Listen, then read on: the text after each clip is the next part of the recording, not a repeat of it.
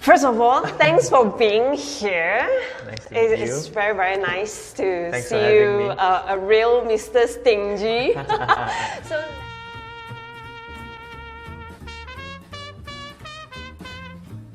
you're an engineer, right? That is your full-time job, is it? Yeah. My training is an engineer, but currently I work full-time in a cryptocurrency exchange and wallet. We're called the local countries team, so we manage the operations of the business within the country, which is Malaysia. Okay. So I'm not really the tech guy building things, but the operations guy.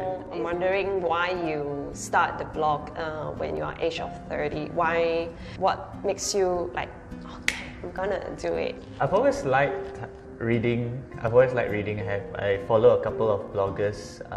At one point of time, I followed them like almost religiously, and I just wanted to start my own version. It's like, you know, you have like a hero or someone you admire, and you think like, I want to be like that person. So yeah, that's kind of how it started. And I thought, if I'm gonna do it, I might as well put a small bit of investment and like be serious about it. And now it's about 5 years on. I started off like writing for other websites. Like I'll write article and I submit to the website.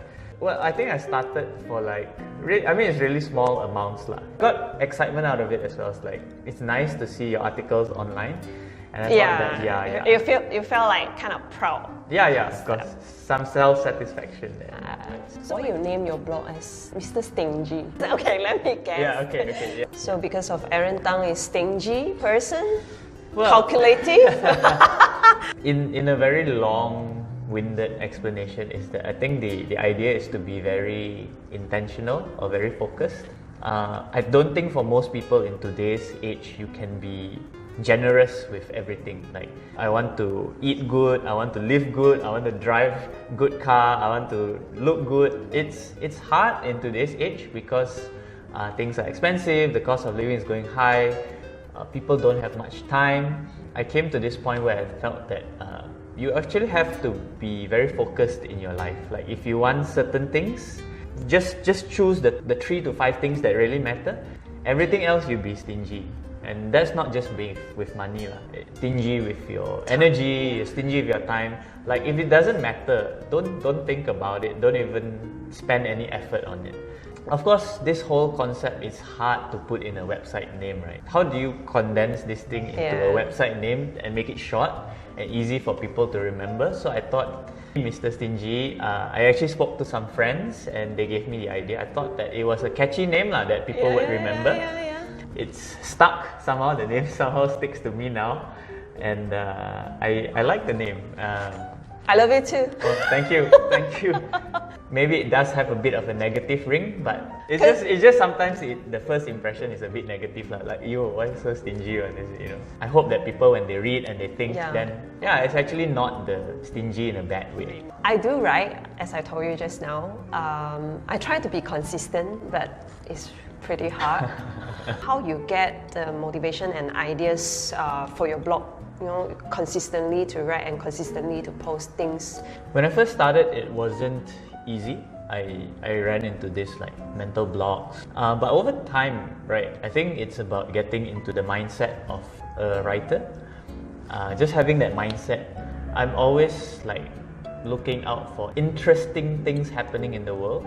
So if I like see something and I think that, hey, that actually makes a good story, or there's a point there that I can share with people, so I try to write it down immediately.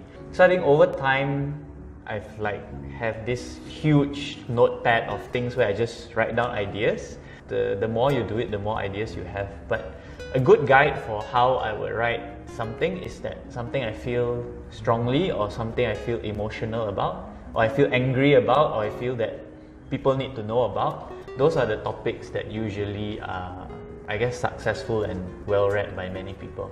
How often you post the article? People say when you write a blog, you should post like every week or maybe every few days. I probably post every 2 to 3 weeks on average. So that's only maybe 20 articles a year. I wish I could write more, but you know, time management. And of course the job that I have is quite demanding. So I see. And that is of course the priority. Probably one day you will give up your job and full-time as a writer. I actually enjoy what I do very much at work. that if that maybe happens, it's probably not next year or next 3 years. It's like, who knows, maybe 10 years in the future. Yeah. Are you planning to have a book? Actually, about 2 years ago, I thought I wanted to write a book. I think my reason for wanting to write the book was probably not the best reason. It was like, oh yeah, you know, I have to have a book so I can say that I wrote a book and my name is on the book. And I don't think that that's the best reason right now. At some point I will. I just don't know when. Maybe I feel I need to get some more experience. Have you experienced online criticism and how do you deal with it? Yeah, of course. Probably not as much as you would expect. If I get a lot of criticism, I'll be like very upset. Would you? I'm sure. I remember like the first time I was like super upset. Now that I think back about it, it's like super stupid, right? But back then it was like you're lousy. You know, I can do this 10 times better than you. You know, just stop writing. So to me it was painful, but that was just the first really bad one, and that was, I think, like just when I started. I mean, the internet has been kind to me, maybe because I try to also present a balanced view. Like even if it's a controversial thing, right? I try to present a fair and balanced view. So maybe that has helped. Over the years, do you have a burnout moment? Definitely. Definitely lots of burnout moments. The worst? Maybe 2 to 3 years ago. I tried to keep like everything, like in a perfectionist kind of schedule. So it's like I want to make sure that my Facebook comments are replied every day, my emails are replied every day, I write every day, and this is all on top of my day job. It's like super taxing lah, and I've just come to realize that I can't do it. I've not come to the point where I want to outsource it to anyone. You know, certain things I have to let go. I cannot try to perfect everything, and it's just unhealthy for me because I feel overwhelmed, and it's not good for writing. It's just I just don't want to do anything. It kills the love for it, right? It just becomes like another job. And why do I want another job? I do it not to be a job. I do it for enjoyment and love. So during this tough time, do you have a mentor to guide you how to do it, or you just digest it by yourself? Okay, this is how I should. What are the things that I should stop, and what are the things that I should be continue? My partner, my fiancée, I definitely talk to her about this kind of things. So much credit to her, definitely. In terms of her name is Chloe. Chloe. Yeah, Chloe. Hi, Chloe. Yeah. In terms of writing or blogging, I've never really had a mentor. I've had a lot of people where I read their writings, I follow them on their blogs and Twitter. Sometimes I speak to them, but I never really had like a real mentor as how you would imagine lah. I had like the indirect mentorship lah. Whatever they write in their books, I follow. Whatever they write online, I try to follow. I noticed there's a lot of bloggers that switch their channel to YouTube. Okay. They record the videos. Yep. So what about you? Are you planning to have a YouTube channel? I don't have plans right now, but because of time. Right? Yeah, and I think it's much more complex to make a good video than a good article. Yeah, it's true. I don't have any immediate plans. I think like how I've realized in life that I probably need to focus on something that I can become really good at. As for now, my aim is to be a really good writer. I'm happy to do videos with people, partners, but as to like start my own podcast or my own video series, don't have any plans yet. Everyone knows that most people watch videos now, but I think what I believe in is you have to find what you're good at. So you've developed your own niche, and if my niche is writing, then I will continue with writing. Do you care about the numbers? Like how many followers, how many views, how many shares? Everyone cares about numbers, right? Correct. Yeah. So of course I care about the numbers. Trying not to care so much about the numbers.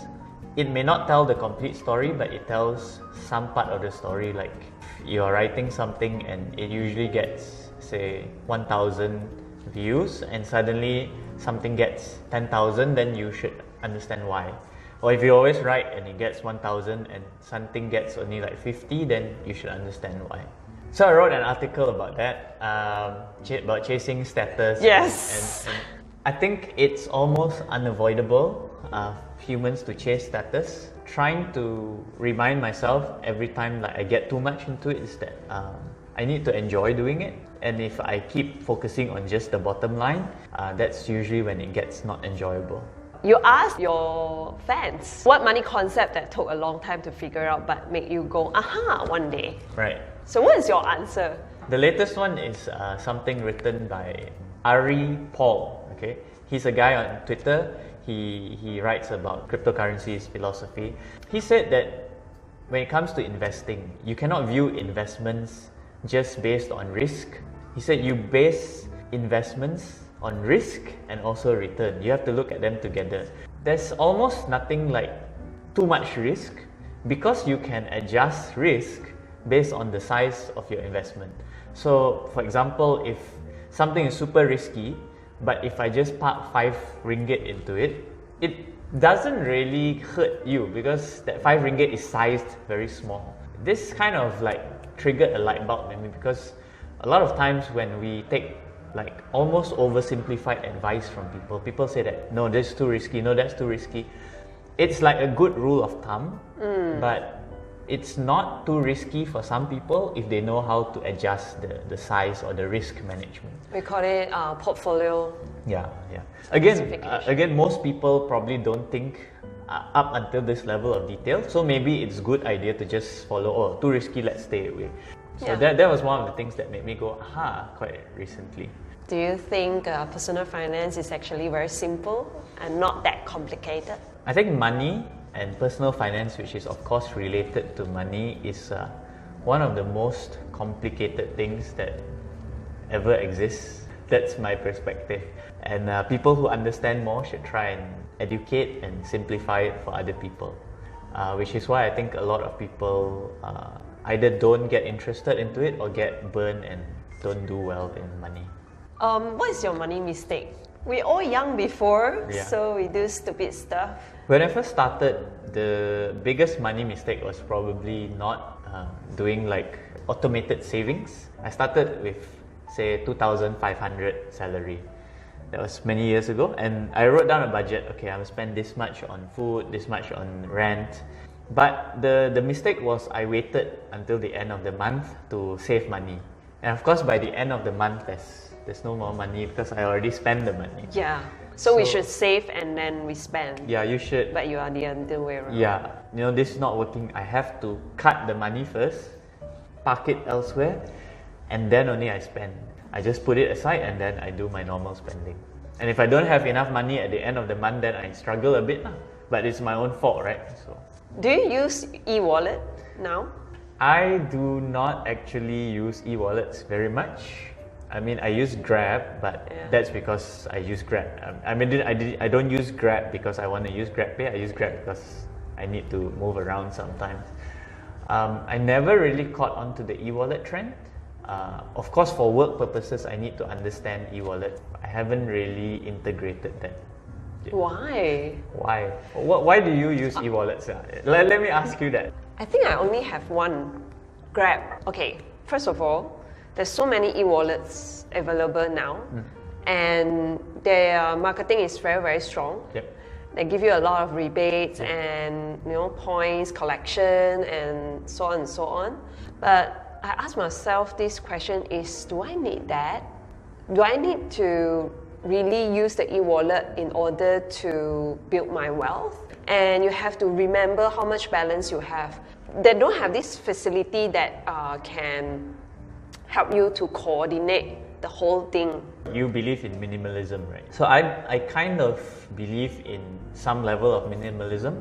I'm not the very extreme guy, but I agree with you that everything that you have in your life or even on your phone, it has a mental load on you, right? I think I don't want to add another thing in. I'm pretty comfortable with my credit cards. I keep in my mind that, okay, I need to keep track of maybe these 3 cards because I use them. So I don't necessarily want to add another 3 or 4 e-wallets into my mental space because I think that would just be burdensome. I know there's a lot of marketing and giveaways. From a business perspective, I haven't figured out how they will make it sustainable. I guess I'm also a little bit concerned about privacy, so I don't necessarily want to sign up for like too many things, because I think in today's day and age, your personal data is very valuable. Yeah, and it's true. The more things you sign up for, the more potential that your data will be leaked or lost. One of my friends always receive calls from the banks and somewhere else to sell him the personal loans and all that, because your personal data is like everywhere now. I get a lot of calls from AKPK too. So. Oh, I experienced that. Yeah, it's very, very bad. But I have attended the AKPK talk before, and the director, I asked the question, does AKPK engage with any agency to do all this marketing? He said no. So it's directly from AKPK? It's not. They didn't engage with any agency. But when they call, they will say, "Oh, I'm from AKPK," but they don't do such. They're not really from They AKPK? They are not. And AKPK actually did make the report and say all these people using AKPK name to do their business, which is very wrong. That's wrong. That's a bit out of the topic. Okay. Yeah, no worries. Okay, the last question. Yeah. What's your morning routine? This is ideal situation, which a lot of times doesn't happen, right? In the mornings, I try to wake up a little bit early, hopefully by 7. A lot of times I snooze, so again, time management and discipline isn't the best, yeah? And then I try to get ready, and then I try to like sit down and write my blog. Oh, your blog. Do my blog, answer my emails, and these are all like blog related stuff. So try to do that, and then for like maybe 1 hour, 1.5 hours, and then I'll go to work. A lot of times I can't do it because maybe the last night I slept late, so I need to sleep a bit more. Or if there's an early morning meeting, so I need to go to office earlier. So I'm not the best at following a discipline, but it's really helped to implement this morning routine, because at least now maybe 60-70% of the time I can write every day. Whereas at one point in time I tried like nighttime after work I try to write, and that doesn't work at all for me. Yeah. I'm too tired. So what I used to do is like on the weekend, it's like I spend the whole weekend like purely doing this work, and I realized that it leads to a bit of burnout and stress and frustration. So on the weekends now I try to limit my work to like 4 to 5 hours instead of like trying to push like 9 hours. It doesn't really work for me. Are you a workaholic? Some people would probably call me a workaholic, but I don't think so. I probably work average 9 hours a day, maybe 10 sometimes. So it's not that bad. I know people who work in like banking who work maybe 11-hour days. Weekends, I usually have time for myself and to play sports and to do my own blog. I guess if you consider my blogging and writing as work, then yeah lah, I'm workaholic. But since I consider it a hobby, then it's okay. I could tell when I read it. It's very tasty. Oh, thank you. Go and visit Mr. Stingy. Woohoo! Thank you. Very nice, very nice.